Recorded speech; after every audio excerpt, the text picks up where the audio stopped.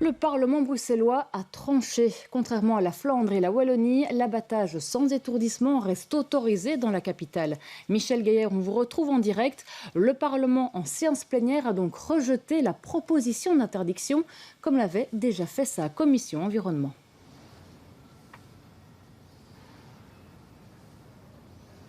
Oui, ils étaient cette fois-ci 88 à voter en séance plénière, vous l'avez dit, et ils sont 42 parlementaires à avoir rejeté le texte. Ils sont 38 à l'avoir soutenu et ils sont 8 à s'être abstenus. Alors ce n'est pas vraiment une surprise, c'était dans l'air, on le sentait, même s'il y avait forcément un peu de suspense, parce que certains avaient annoncé qu'ils prendraient leur distance par rapport aux consignes de vote. Ça a été confirmé, notamment au Parti socialiste, où Véronique Jamoul et Julien Uttendal ont expliqué pourquoi ils ne suivraient pas la consigne qui était de rejeter l'étourdissement obligatoire des animaux avant l'abattage. Viviane Teitelbaum, OMR, s'est abstenue. Elle a expliqué pourquoi c'était important pour elle, selon ses convictions religieuses, mais aussi comme féministe, comme femme libre, de porter ce qu'elle appelait un vote d'abstention constructive. Il y avait beaucoup d'émotions, un vrai respect, on peut le dire, lors de ce débat qui n'était pas tellement écrit d'avance, puisque voilà, il y avait ces différences par rapport aux consignes de vote. Alors on notera aussi que le parti écolo est apparu assez divisé sur un texte qui est pourtant porté par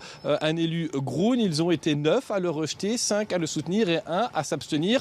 Dans la foulée, il y a forcément eu une série de réactions. Je vous propose d'en écouter deux. Celle d'une des co-signataires du texte, je l'ai dit, elle est Groen, donc écologiste néerlandophone, et puis celle de Ridwan Chahid, le chef du groupe Parti socialiste francophone, donc qui lui, dès le début, avait annoncé qu'il ne soutiendrait pas ce texte.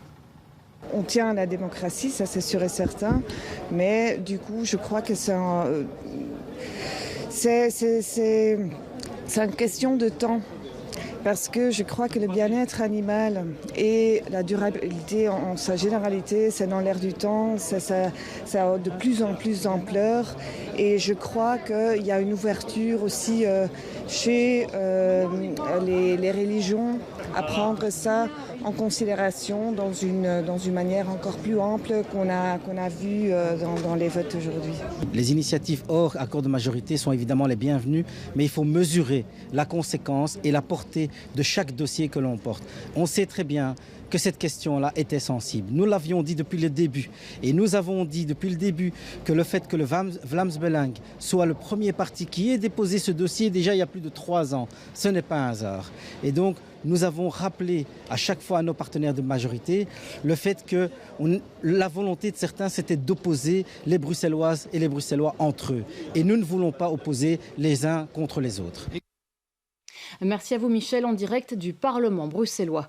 On vient donc d'entendre les réactions politiques, un vote très suivi aussi par les citoyens et des organisations. Des pétitions dans les deux camps pour et contre avaient été lancées, récoltant chacune des dizaines de milliers de signatures. Écoutons les réactions du collectif contre l'islamophobie et de Gaïa.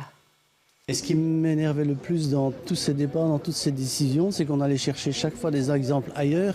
Et là, on dénigrait ou on ne reconnaissait pas la souveraineté des Bruxellois à voter leur propre loi plutôt que d'aller chercher ce qui fait ailleurs. Bon, on a décidé de la régionalisation, c'est comme ça. Et là, on a un bel exemple de démocratie, surtout de démocratie participative, où des citoyens se sont manifestés et ont été entendus. Vous savez, la loi bruxelloise, la loi générale relative à la protection bien-être des animaux à Bruxelles capitale notamment, donc mentionne clairement que les animaux méritent une protection particulière. Aujourd'hui, le Parlement bruxellois a voté pour que les animaux en fait soient infligés des tortures particulières.